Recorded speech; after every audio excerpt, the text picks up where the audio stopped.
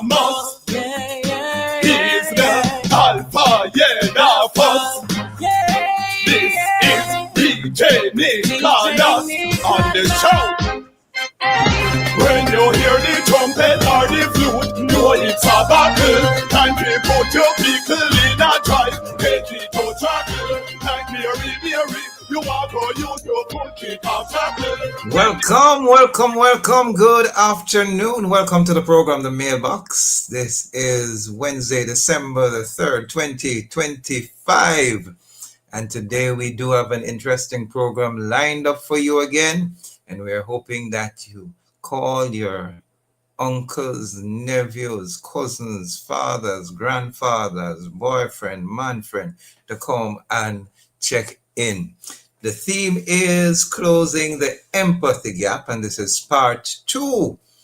And we need to understand what the empathy gap is before we can close it. And so we did a part 1, and so we just want to ensure that all bases are covered.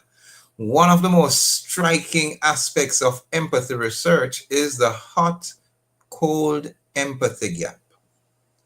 This bias explains why our decisions and judgments shift dramatically depending on our emotional state, something we all experience but often fail to recognize. The empathy gap is a well-documented psychological bias in which individuals struggle to understand or predict the emotions and behaviors of others or their future selves when experiencing different emotional states. Coined by behavioral economist George Loewenstein, this concept is detailed in his 2005 study, Hot-Cold Empathy Gap and Medical Decision Making. Let me say it again, Hot-Cold Empathy Gaps and Medical Decision Making, published in Health Psychology, where he demonstrates how alternating emotional states significantly distort our ability to predict and understand feelings across time and between ourselves and others. It's often helpful to use examples to illustrate this concept, such as a hot-cold empathy gap. Now listen, here are 3 of these. You see how the glasses now want to stay straight? Lord have mercy. Here are 3. A low-key, more logical parent may too quickly dismiss a child's emotional distress as misbehaving. Forgetting their emotional expression is natural, and they lack self-control developed over many years. 2, a partner feeling happy with their accomplishments at work may minimize the significance or the still stinging hurt of their spouse from an intense argument they had the day before. Yes, Papa. An overwhelmed leader may misinterpret a team member's quietness as disengagement or a lack of dedication to the company, or a manager may lapse and forget their empathetic goals during high pressure details, some serious situations. But this is the program designed for men with guests who are men, hosted by men, and it's aired every Wednesday, unless it's a public holiday, at 5:30 p.m. right here on Love 101, the family station. It's the Mailbox. I'm Pastor Courtney Morrison. Good evening. With me is my co-host for the past 13 years. Big up yourself, my youth. Thanks, Courtney. Greetings, man and man, from Moran Point in the Grill. This is Kevin Bailey, and really want to big up the man them as they navigate trauma and navigate grief. And what a challenging, stressful time this has been since Melissa, and then the normal challenges of life. But we're here with you, for you, praying for you, and challenging, encouraging, and empowering you as well. So to all our listeners, thanks for making Love 101 your station of choice. We're talking about closing the empathy gap, part 2. Closing the empathy gap is aimed at addressing societal barriers that prevent men from seeking help and prioritizing their mental health. It's all about encouraging everyone to advocate for, listen to, and support men in their lives, promoting a culture where men feel comfortable discussing their emotions and challenges. I have to tell you, Courtney, that I was very pleased when I saw BNS doing a men's only for all the men in the organization across Jamaica, to look at their mental health, how to support them. I really want to big up Dr. Claudine Miller and her team for looking out for the men. So today we will continue the conversation with our guest, Mr. Feliciano Thorpe, guidance counselor, as he shares on the great opportunity to break the stigma surrounding men's mental health and raise awareness for positive change. Yes, indeed, Kevin. Big ups to BNS and what they're doing. Sometimes men aren't appreciated, acknowledged, affirmed, nor are they accepted. And sometimes when we tell people that, them say it's our fault, Kevin, everything still throws straight back at us. Oh, boy. I was privileged to be a part of the International Men's Day service at the St. Richard's Catholic Church there on Hope Road on Sunday. We had the principal director of the Ministry of Bureau of Gender Affairs, and we also had Dr. Laura Borland. How can I leave her out? Big things. Dadvocate. She runs a group called Dadvocate. And trust me, she is doing a fantastic job. And I want to recognize a lady by the name of Lily Hitchner. Kevin, I was not announced when I went up to read the second lesson. My name was not, because it was supposed to have been done by the Permanent Secretary of the Ministry of Culture, Entertainment and Sports. So my name wasn't. But when the service was ended, she came up and she said, "You're from the mailbox. I listen every Wednesday. Which one are you, Kevin or Courtney?" And I said, "Wow." She says she listens every Wednesday. But we want to talk about our guest this afternoon. He's Feliciano Thorpe, and he's a dynamic educational change agent and psych entrepreneur who leverages psychology, psychometrics, counseling, and innovation to drive meaningful transformation in education and beyond. With over a decade of experience in the mental health field and an MSc in psychology from the University of Roehampton in London, he integrates psychological science with entrepreneurial thinking to empower individuals, enhance learning, and promote people-centered growth across organizations. As a guidance counselor, student, success coach at Excelsior Community College, Feliciano empowers learners to overcome psychological and academic barriers while fostering resilience and motivation. In his capacity as a psychology lecturer and researcher, he bridges theory and practice to create applied strategies that advance emotional intelligence, leadership, and lifelong learning.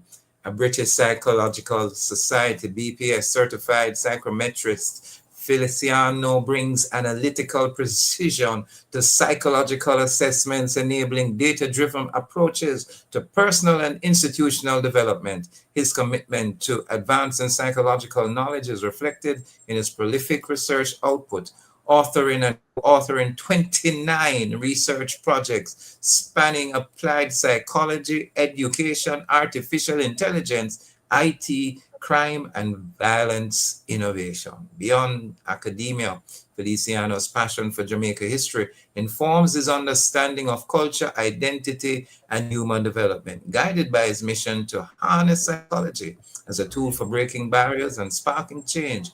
He continues to shape transformative learning experiences and inspire innovation through research, teaching, and organizational development. And to put that in layman's terms, he is great with people and helping them to promote their business. Wow! Sir Thorpe, good afternoon. To God be the glory, huh? Great things he has done.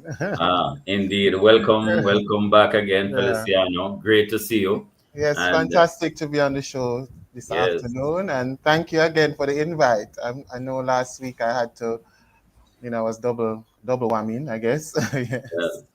So this is great. We have you for an entire hour. So we're gonna go right. I want to say belated birthday blessings, bro. Oh, belated birthday blessings. How did you know? Yes, that was on Sunday. Yes. And I'm tremendously celebrating and thanking God for how the milestones. Even as I'm Yes. hearing you, I'm just thinking about God when I hear you talking. I'm like, oh, I achieved that much, despite all the That's right. challenges, especially as a man. So No. I hope tonight or to this evening, some of the things I said will resonate Yeah. with men, especially Yes. that unique demographic, because we have certain challenges that are unique to us and certain psychological issues that are unique to us. And it's very important that there's some point of reference, male reference, so that men can be drawn and men can definitely recognize that, hey, he went through it, so I can go through it too. Right? Yes. Definitely. I'm Yes. sure we're gonna benefit a lot. By the way, like your shirt as well. Oh, So thank you. let me say, Indeed. Indeed. man or man, remember we want to hear from you. We're live on Facebook and YouTube at Love 101 FM Jamaica. Remember, you can leave your comments via our WhatsApp line at 876-997-3125. That's 876-997-3125. Or call our studio lines 876-968-8327 or 876-968-8328. Also, we're on TikTok at Love 101 FM Jamaica. Hey, and ladies, want to say, do you prioritize mental health of the men and boys in your life? You just shook them off. I said, I'm a man. You can participate in the program by leaving us a message via WhatsApp, Facebook, YouTube. We're all on those social media platforms. Females, remember, no calls or voice note allowed. Not by you, but you can text. I That's want to right. give a So, shout out to the man them as usual.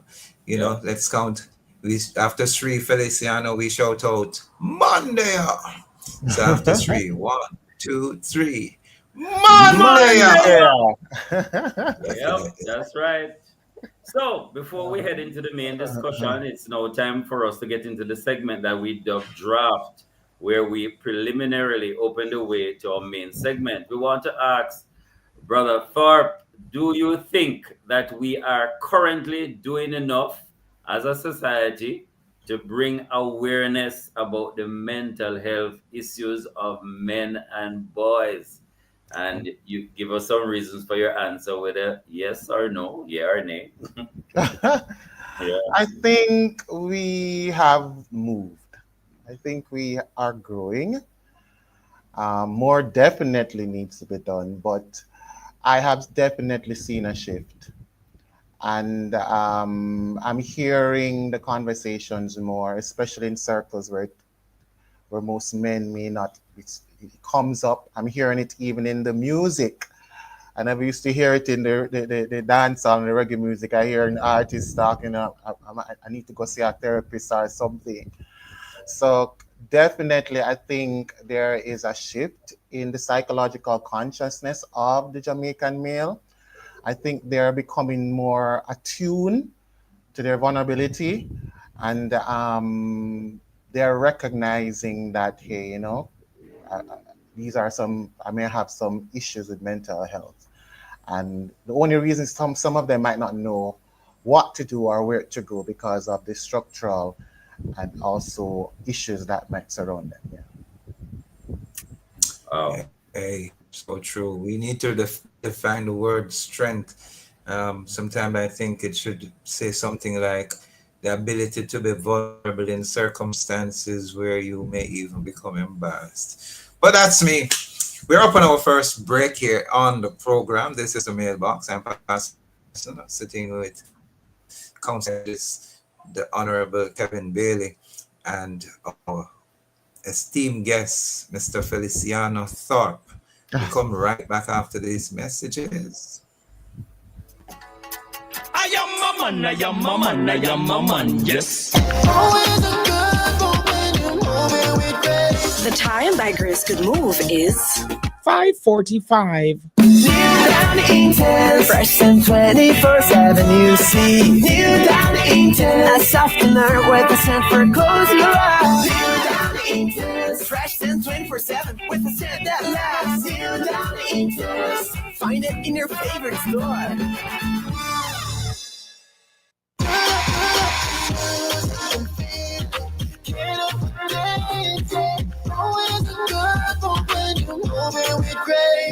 seen a lot of our customers make some good moves over the years. Whether it's sharing a hug with a friend you haven't seen in a long time or sharing a meal, Grace has been there. So let's keep making these moments together, because rest assured, every time you choose Grace, you know you're making a good move.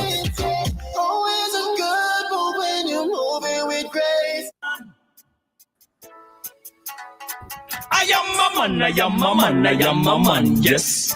Strong man, integrity man, I am a man.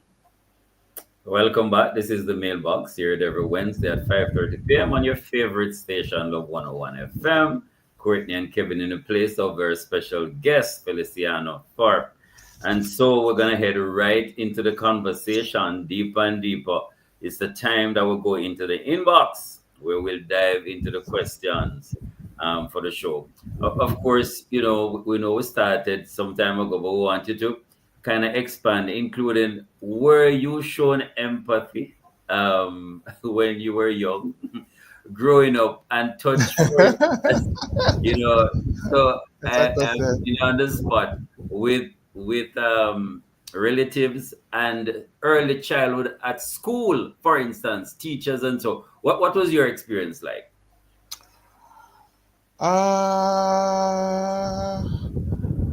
Maybe out of 10, say 1 the lowest, 10 the highest. Yeah. I would say about 4. Around 4, yeah.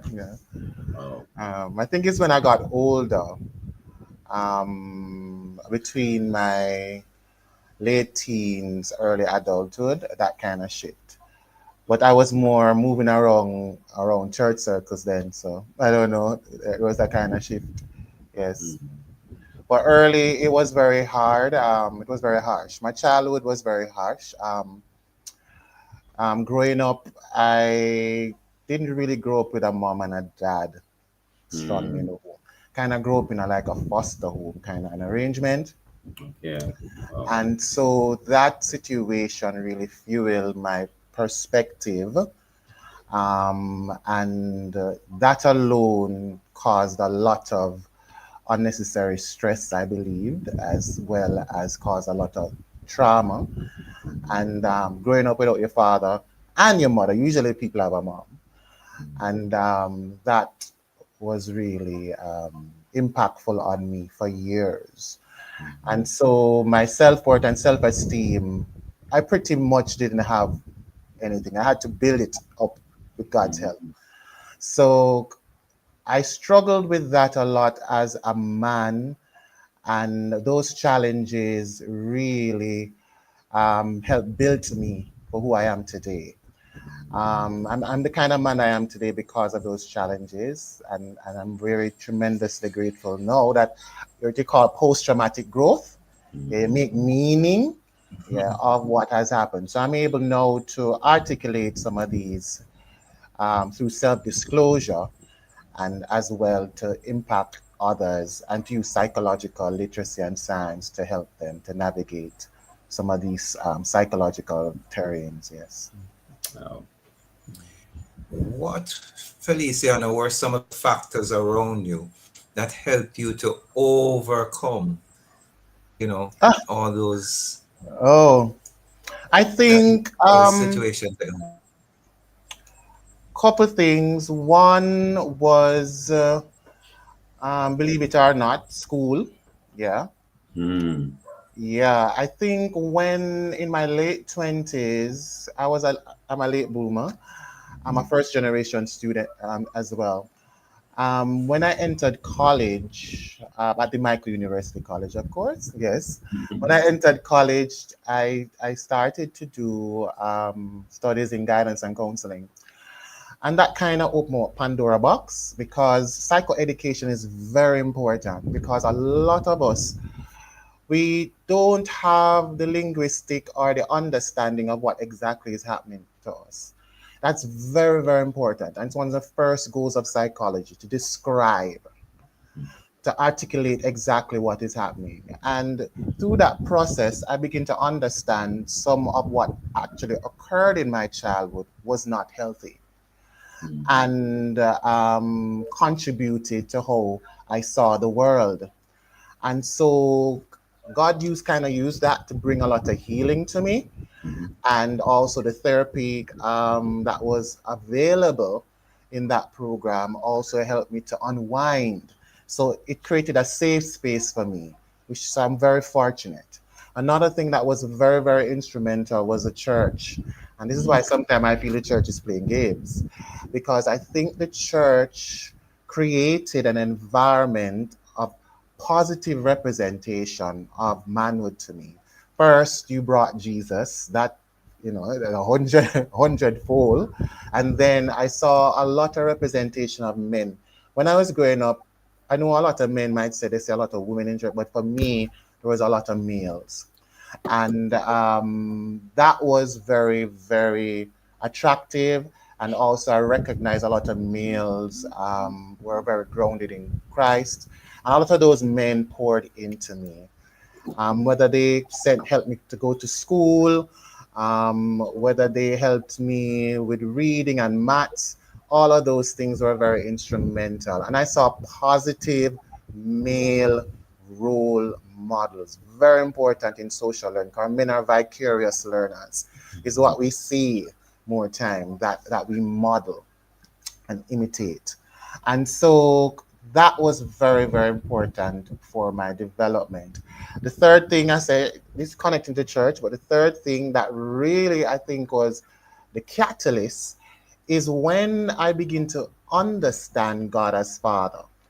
That was a breaking, it's also almost like a revelatory moment, like when Peter went to Jesus and said, who do men call you? And Peter asked, I think Jesus asked Peter, and Peter said, you're the Christ, and said, not Flesh and blood. yeah. So the minute I connected, because it was something I struggled with deeply because of the parental failure in my life. So I couldn't, it took me years to really understand God as Father. I couldn't translate that. And so the scripture that says honor your father and your mother, I just thought it didn't apply to me. And so my father and my mother, for many years, I kind of had some serious issues with them. No, thankfully I don't. And it doesn't really matter what they didn't do or didn't do because of God's grace. But nevertheless, knowing God as Father was very instrumental in helping me to have an identity of manhood, and to really, that really is my strength now, because a man has to know his source of strength. That's one of the first thing he needs to know, where his real strength lies. When the muscles fail, when the knowledge fail, where do you go? And so that was very instrumental for me. And I've been growing in that, understanding who I am in God as a man, understanding God the Father, understanding the gospel. And that was very revolutionary. And so that set me down on a path to really understand human behavior. And the next thing is psychology. Studying psychology really amplified that, because I really began to understand the nuances of human behavior. And the minute I began to understand, the light bulbs went up. And when my dad died, that was a very serious catalyst for me, because I didn't get the opportunity to see him. But he did call me though. And in his dying breath, he said something that up to this day still resonates with me. He said, God loves you. And he said it about 7 times. Oh. And I broke, because it was a truth. It was God's eternal love that restored a relationship that was so shattered. And but his death, the whole grieving process, I didn't really understand the neuroscience of grief at the time. And so I went into a season, because there was so much secondary losses to that.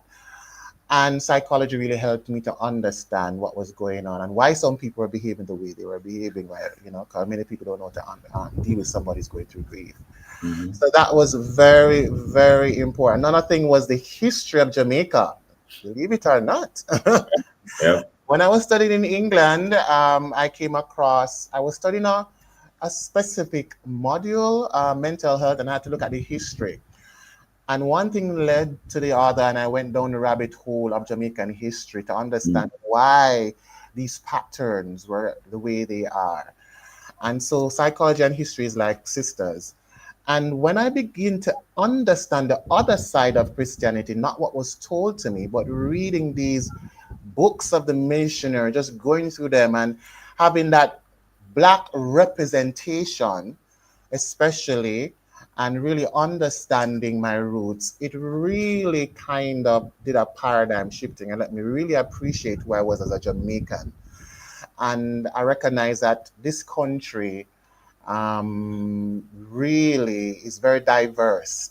And just think about the psychology of it. There are so many nations that have passed through Jamaica, yet Jamaica has one of the strongest personas. And you have to wonder how we still have that despite all these nations out of many one people, and yet Jamaica language is distinct, our behavior and our mannerism is distinct.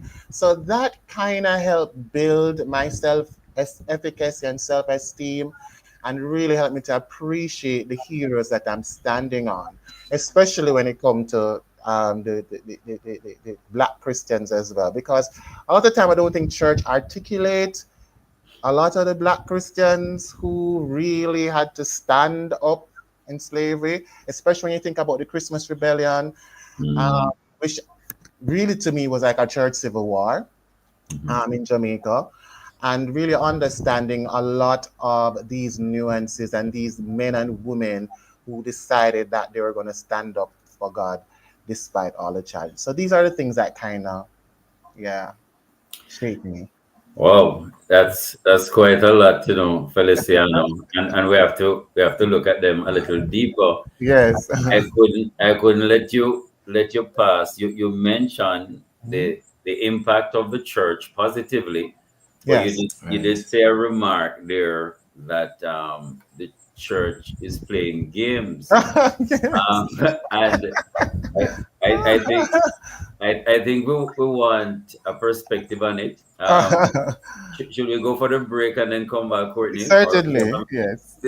Before we go for the break, Yeah. I just want to mention a new listener I come avid, former Commissioner of Customs, Lady Alison Moore, and she asked me a question that have you done an autobiography? Have you done a book? Because she said from listening to you the last time, she hoped that you have a book or written a book. She would love to have it. I need So to Lady start Alison doing Moore, that. know you're listening. I'm more What's the answer to it? Yes, no, or maybe. So after No, hearing that just a no. while ago, you need to do on. You need to do on Felice. I do more research and stuff. I haven't really written an autobiography. So unless you're around me, we'll hear my To story. hear where you're coming from. Yes. Yeah. To hear where you're coming from and where you are now is inspiring and inspirational. I'm sure many who are listening, many men who have been battered, who have grown up in Kev, are at this place where listening to you, there are certainly things that are being transformed in them now. I'm Pastor Courtney Morrison along with Kevin Bailey, our special host guest today. Feliciano Thorpe is here. We're talking about closing the empathy gap. We take our second break. This is the mailbox. We soon return. I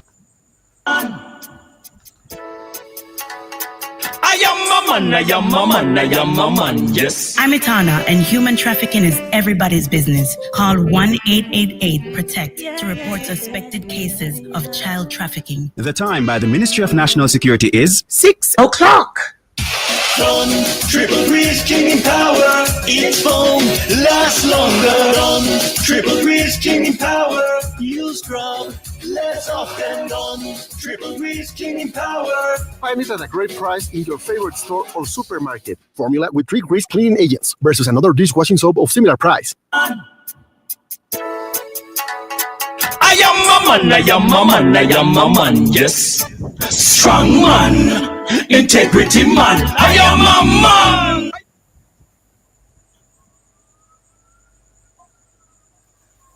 Welcome back to the program, The Mailbox. We're into our third quarter of the program. We're talking about closing the empathy gap. And we have here with us as our guest, Kevin and I, have Mr. Feliciano Thorpe, who celebrated his birthday on the last day of November. and he's here with us, 1 year older, 1 year wiser, and he is here to tell us a bit more. When we're talking about the empathy gap, you mentioned just before we went for the break key factors in your life: school, church, the men that poured out into you, the revelation of God as Father.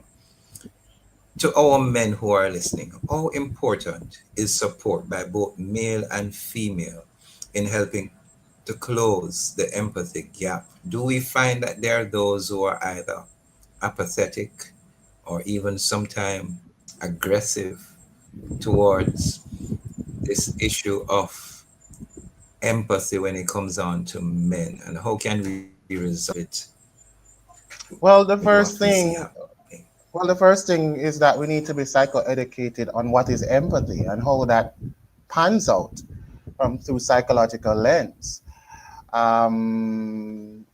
We need to. I think it's empathy. The problem with empathy is that a lot of times you can empathize, but you don't really act. Compassion, on the other hand, is that you empathize, but you act. And so a lot of times people, when it comes to male, when you look at the gender disparity, women will more get help than men. It's just a cultural paradigm. And it's because of how the culture has dictated men to be. We're symbolism of strength, we're symbolism of providers, and we are supposed to be the ones who are supposed to take the weight of the world, And so what has happened, a lot of times our humanity is almost not seen in that whole process. And because our humanity is not seen in all of the process, a lot of people cannot connect because many do not understand men when it comes to mental health. We have to kind of customize it to them, to let them be more attuned to even developing help-seeking behaviors to reach out for help, because many times when men are very subtle, men will kind of give you a indicator that there's somebody, but they're testing if this is safe. They will just say a word, and if you joke or you laugh, they just, okay, this is not a place for me to talk. This is not a safe zone. And so what has happened, their emotional vulnerability of men have been dismissed. Man for man up, man no cry, man no bawl. We are go through. You have to go through it by yourself. So that is the mindset. And unfortunately, not every man has the genetic predisposition to sometimes overcome certain hurdles due to socioeconomic realities, genetic disposition, and psychological as well fitness. So each man is different, and we have to recognize that we need to support men even when they are so-called strong. Learn how to celebrate their strengths. And I don't really call it weaknesses. I call it areas to develop. I don't really zone in on weaknesses. So that's how I kind of seen it. And sometimes there is a detachment from really understanding.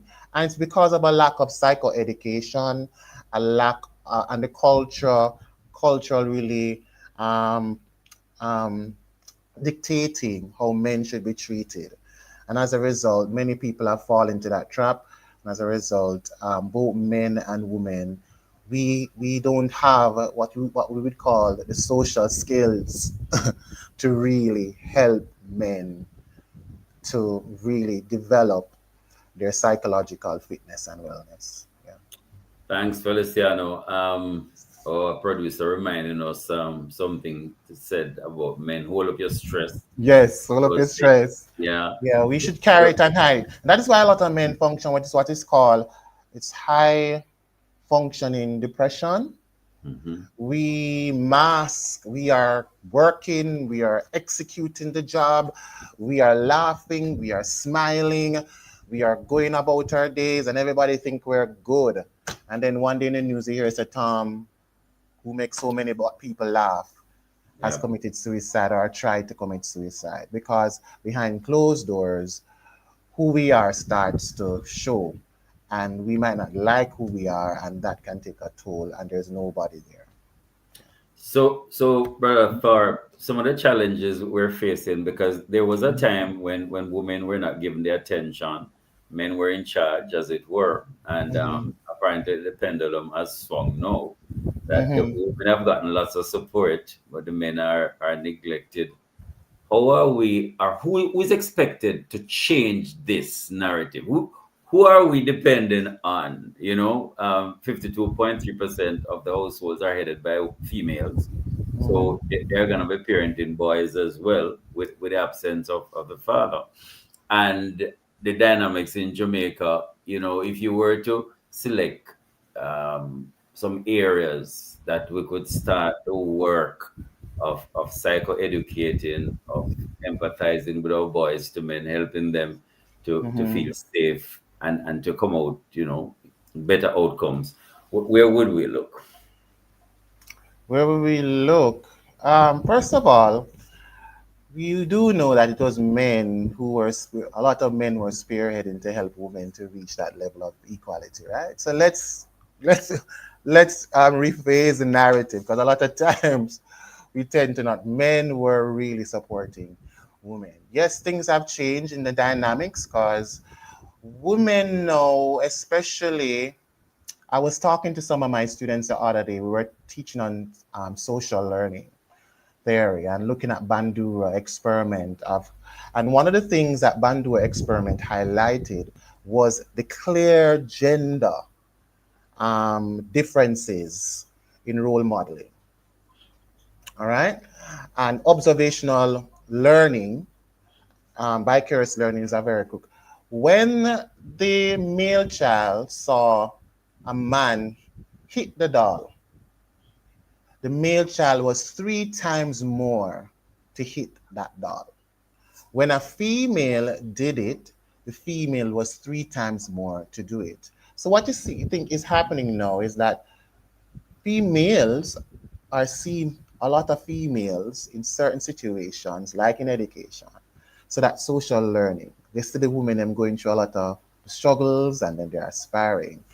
So what has happened? There's a lack of male representations in these, and the males are not seeing them so much. What might be seen more is things that might not represent positive male role models. And so some of the things that we need to do, or where we could really start, I would say start at institutions like church, schools, even in psychology, because even right now, I'm at Excelsior. They and thank God for Excelsior Community College. They are serious about mental health. They have now 6 counselors there. I'm the only male. So that should tell you something. All right. And so we have to start recognizing and showing more representations. As I said, males look at, they're very visual in their orientation. And so when they see role models, and we need to, the media as well needs to start. Yes, we need to talk to the media as well. The media needs to represent this more and more. There's a lot of push for the women, and I can understand, because the idea is that women didn't have the opportunities and are now woman time. But the reality is, ladies, you men will or is who have caused you to reach that far. There has to be a balance. And men have created the opportunity for many women to reach those milestones. And so we have to give credit to where credit is due. And so there has to be some harmony and balance. So for me, I think the church needs to play a key role. I think when I was a part of a lot of those groups, men like you who would come to speak, I think that really helped me. Those values That's why I said the church is playing games. Those values really shaped me, impacted me. When I saw that men who couldn't read, men who were going through struggles, and they came and they gave their testimony of what God, that made a serious impact on me. And they also, you had your football, and we had somewhere to go that could use up all of that energy. I'm not too sure if they still have those things, but yeah, well, I don't, And so those things built me. And education itself there needs to be more support. I see Michael doing some programs where they're having some programs specifically geared towards men. That's important. Another thing, men, we need to reach each other. And trust me, men, do not underestimate your influence and power to reach another man. I can tell you from personal experience. I was working at a school, pure women, 3 men. And there was a guy there, you might be hearing me now, he was a security guard there. And he's there all this time. And all of these women have them bachelors and a degree and all that thing. And it's when I went to him and I said, look, you're at a certain age, you need to go back to school to do your CXCs. And I said, go on to school. And he went. And I was an example. He saw me thriving. He saw me do my master's. And he saw the difference. And I invested in him. I said, look, here's $20,000. Go on to school. Today, this man has 5 CXC subjects. Wow. He's now at Hart. I was working at Hart as a psychology lecturer once. Yeah. And he is doing the associate degree in computer science. All because he invited me. I was almost like his best man at his wedding. So I'm just telling you, men, reach men. It is what it is. And we need to be more proactive in when we see a brother going down the road and we reach out to them, because we can reach men. And have more serious talks to men. When I asked him a question one time, and this is how I knew, how serious it was. I said, tell me something. Have any of the men you have been around, I see you playing football, I see you at the bar with them, have any of them ever talked to you about going back to them? He said, sir, no, sir, you're the first man me ever hear talking to me about them. The things there. Yeah. Sir, him said, no, I just girl and bar, and sir, you're the first man that has ever spoken to me and spoke life to me and spoke so that I could do it. And I saw you thriving, sir. I saw God hands on you, and I decided I could do that. And he's thriving right now. So men, you have a lot of power to change other men. Yes. Hey, some powerful insights there, Sir Thorpe. And I'm hoping all men are listening. It's just since today I spoke with her. I think she's a guidance counselor at one of our high schools, St. Catherine. And, the question is, as Kevin asked, who is responsible? More men are lawyers, more men are police, more men are criminals. The outlook that we should have on each other.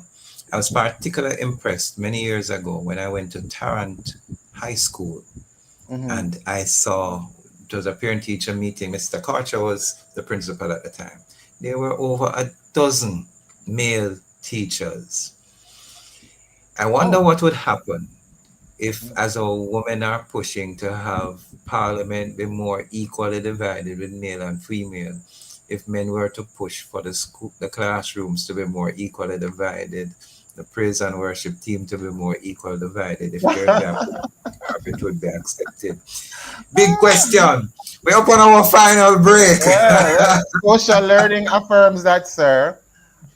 Social learning affirms that. And as a matter of fact, I think it's better for the women, because when these circles reinforce positive values and they're in an environment when they see other men doing that, those men are better husbands, better boyfriends, better helpers, better involved in community affairs, because they're seeing the positive role models. So, ladies, it's not to side rail you.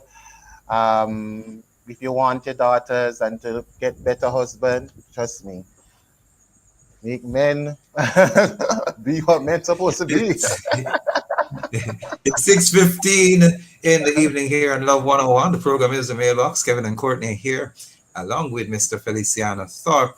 We take our final break and come back in a segment. Integrity man, I am a man. You can see the face, but not the heart. Those who want to do you wrong. Bless up. This is Christopher Martin. Human trafficking is a crime. Let's unite to end human trafficking. Be wise, open your eyes. Spot them, stop them, and report them.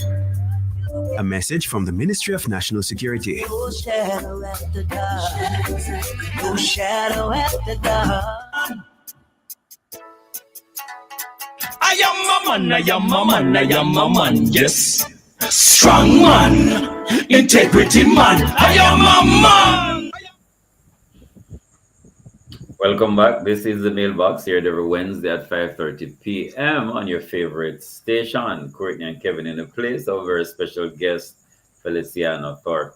Now, I want you to help us to bridge the gap in some strategies and to expand on them. You know, for instance, I'm just taking out one: seeking feedback. Why is it important for boys to men to recognize the significance of feedback? What does that do? And especially how you manage the feedback when you don't like what you're hearing.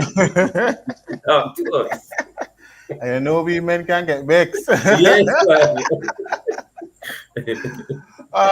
Feedback is very important. As an educator, that is very critical. It's almost like a coaching tool, a mentorship tool.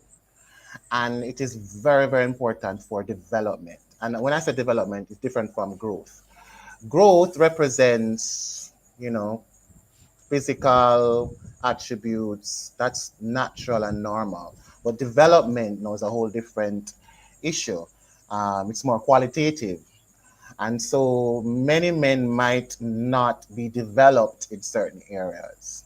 And this is where we need the scaffolding, or the more knowledgeable other, the individual who, whether that is church, school, males, or mentors, and that is where the feedback, the communication is. Why feedback scientifically is so important and even psychologically relevant? Feedback should help if it's constructive.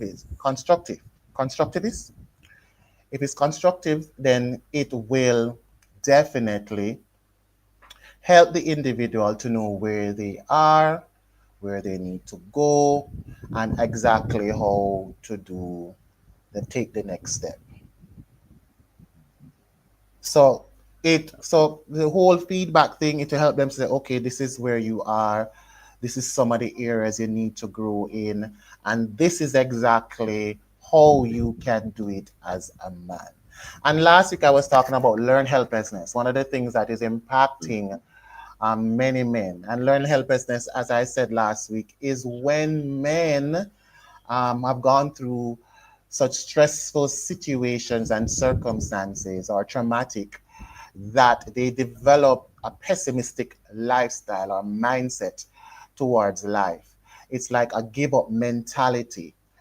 And so when they feel that circumstances are beyond their control, and no matter what they do, they're going to throw in the towel, feedback can definitely be instrumental, especially if we take it gradually. As a psychologist and one who use psychological principles, there's something called systematic desensitization, a type of behavioral theory.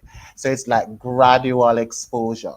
Say a man or a young man struggles with what is called glossophobia, that's fear of public speaking, and they come to you for therapy. And many boys and many men struggle with this. I used to struggle with this myself.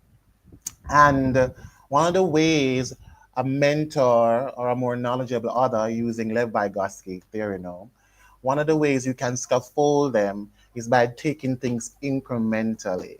Because a lot of times people are overloaded with so much because a problem becomes the forefront.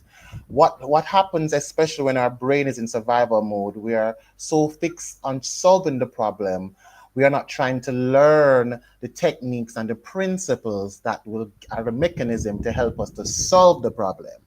And that and a good mentor and communicate and feedback will kind of realign them to where they need to go to really solve the problem. And a good coach who gives serious scaffolding certainly will help them to discover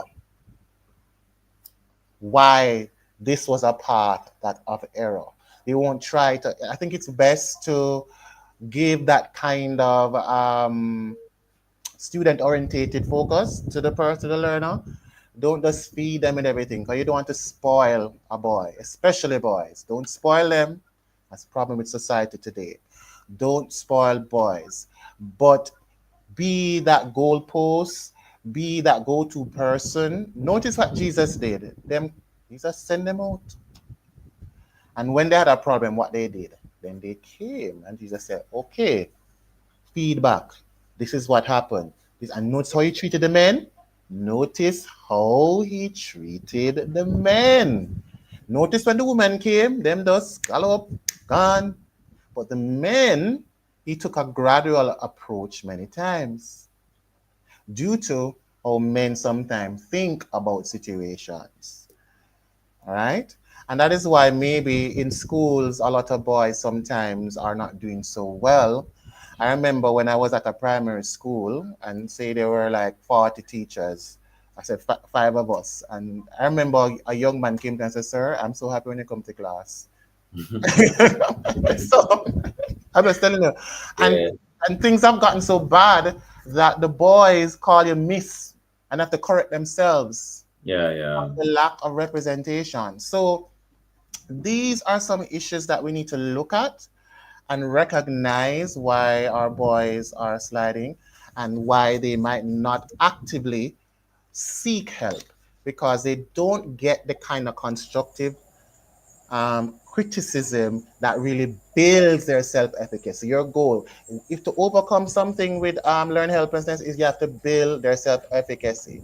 So glossophobia, okay, the first thing you can do, the first stage is, so you use a hierarchy model from the least to the highest. So the first thing you will do, okay, you read a paragraph aloud to yourself. Second, take a 30-minute video recording of you speaking. The third, come and have a speak before me as your only audience. Fourth, get to your closest friends and the 3 of us. Fifth, then we might find a podium or a church with a podium and he goes up there and it's only us. So he's building, he's taking it incrementally. He's getting stronger. He's saying, oh, I can do this. And then the next stage, you also have to correlate that, because maybe his body sees public speaking as a threat because of some traumatic situation. So you also have to teach him somatic exercises that will cause him to tap into his, what they call a parasympathetic nervous system that deals with rest and digestion. Because if his sympathetic nervous system is on fire, he's in either fight, flight mode. And this is what happened. I was talking to a student the other day, and I think it was at my school where I'm currently, and the individual was sent to me, and person just not going class. So I started to have a conversation with him, and I said, okay, tell me more. And eventually he broke and he said, sir, when I was at primary school, I stood up in the class and I had issues with certain words, and they laughed and laughed. And that was a moment that stuck with him. So now that he's in a higher education institution, when teacher call upon him, he nah get up. His body just goes into flight mode. So instead, we might say that as disrespectful, but we don't understand that his nervous system is responding to that traumatic moment, and so he stays out of class.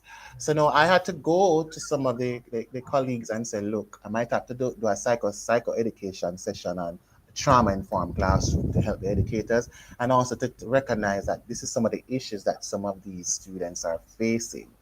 And so now I'm working with him and also helping him in that area as well. So these are some of the issues and ways we can help. So constructive criticism or feedback, very critical.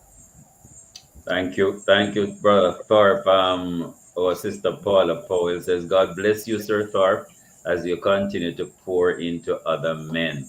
And really, really powerful. we almost at this stage. But Kevin, I feel like I was just schooled. I feel like I was just in a lecture, and I feel energized and empowered already. I guess I'm tapping into well, you see, I've been through this before. I don't have a degree in psychology, but I'm sure that the layman listening in, the female, the young man, the boy who just listened, when we as men hear things step by step, step one, step two, works. It acts as well for our minds and help us. Mr. Thorpe, is there any way we can get in touch with you, support persons who are listening? That's part of the question that's being asked, because people are getting excited by just listening to you. I think I gave my number. My contact number is right there. You can try and get me. If you don't get me, you can WhatsApp me. Sometimes I can get very, very busy, especially the nature of my job, and I'm doing presentations. So please, you can email me at, let me just put it in the chat, feliciano3@gmail.com. You can do me. I'm also on LinkedIn. You can contact me there as well. You can find me. I think my name is Feliciano Thorpe there, student success coach. And you will find pretty much more about what I do as well there, and how I'm using psychology to really help to empower lives, and especially our men. Yeah. Wonderful. I think it's Erica. Say Feliciano, Erica Bennett. So Feliciano, I thought that was you. Yeah. Hi, Erica. Wonderful. Tell me a minute. The contact number, I don't think persons heard it, Kevin. It's 1-876-801-9397. So to get in touch with him, 1-876-801-9397. His email address is Feliciano. Feliciano T3@gmail.com.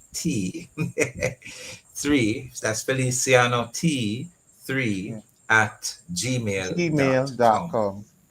Right. Your final comment. What is your dream for Boys to Men in Jamaica? Having your training, expertise, education, and what you're seeing, what is it you're dreaming for boys and men in Jamaica during this time, Feliciano? I want boys to know that they can make it. I want boys to know that their mental health is important. I want boys to know that they're strong. I want boys to know that nothing is wrong with their humanity. I want boys to know that God the Father adores and loves them. And that I want boys to know that if they put their mind to something and get the kind of support from other positive male role models, they can move mountains. I want boys to know that they are not alone. Even if they feel alone, you can reach out for help. And there are many positive male role models, contrary to what the media is saying. And that's what I think. And also, my dream is also that mental health will be more gender specific. We need to have conversations about men and the things that are unique to them. Testosterone affects our mental health, psychological aggression, learned helplessness. We need to have a conversation of the things that impact us and our mental health, things that resonate with men more. And to take it from that perspective. A lot of times when we talk from a deficit perspective, but we need a strength-based mental health perspective. We need to validate men for where they are and to kind of help scaffold them to where they can be. We should call it zone of proximal development. So, we need to look at that, and we need to create. I remember one of the things that... Hey, brother Thorpe. Yeah, but all the time, So I look like you're just getting out. Yeah. But I tell you, thank you so much. Yes. Really appreciate you. Yes. And we know it's not the end of our conversation. So thanks to Jermaine Johnson, our hardworking producer, Nico Angos for technical support. Thanks again to Feliciano Thorpe, guidance counselor. We end the show with this quote: empathy is a respectful understanding of what others are experiencing. Marshall B. Rosenberg. All right. Bless you. All right. So, thank you so much for inviting me. I look forward to That's it. talking more on this issue about men and really putting psychosocial programs that will cultivate men to thrive mentally. And we can definitely exchange more psychological models and to really help men to feel empowered and to know that, hey, they are not alone in this. And that's it for our show for this week. Thank you. Catch you next week, Wednesday, December 10, 2025. Same place, same time, inside the mailbox next week, Monday. Yeah. I am a man. Hey, man. I am a man. I am a man. I am a man. Yes.